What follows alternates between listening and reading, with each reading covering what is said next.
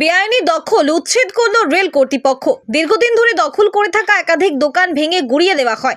নদিয়ার Phulia rail station সংলগ্ন এলাকায় বেআইনিভাবে জায়গা দখল করে দীর্ঘদিন ধরে ব্যবসা করছিলেন একাধিক বাসিন্দা।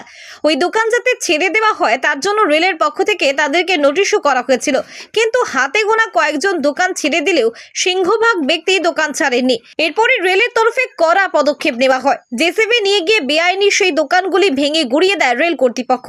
রেলের এই পদক্ষেপের পর স্থানীয় ব্যবসায়ী সমিতির পক্ষ থেকে পূর্ণ সহযোগিতার আশ্বাস দেওয়া হয়েছে। কি মানে রেলের পক্ষ থেকে কি করা হচ্ছে এখান থেকে?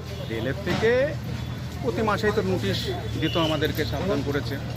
রেলের মেন যেটা কাজ প্রজেক্ট যেটা রয়েছে, রেল কাউন্টার থেকে রেল গেট পর্যন্ত রাস্তাটা সম্প্রসারণ হবে এবং রাস্তা রিপেয়ারিং করে সুন্দরভাবে রাস্তাটা করা হবে। তার জন্যে আমাদেরকে বলেছে যেটুকু বাঁধবে সেটুকু রেল নেবে। আমরাও তাদের সাথে সহমত পোষণ করেছি।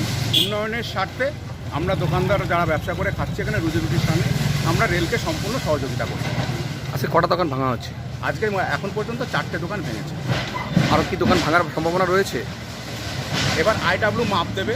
রেলের যে অ্যাকোয়ার আছে, যে মাপ, রাস্তার যে মাপ, একসময় 18 বলেছিল, যদি 18 ফুট হয় 18 ফুটের উপরে ড্রেন হবে, ক্লিয়ারেন্স দিয়ে যতটা থাকে ততটা। যদি কোনো দোকান আবার বাদে সেটাকেও আমাদের ক্লিয়ার করে দিতে হবে। এটাকে কি নোটিশ করা হয়েছিল? হ্যাঁ, নোটিশ করে করছি।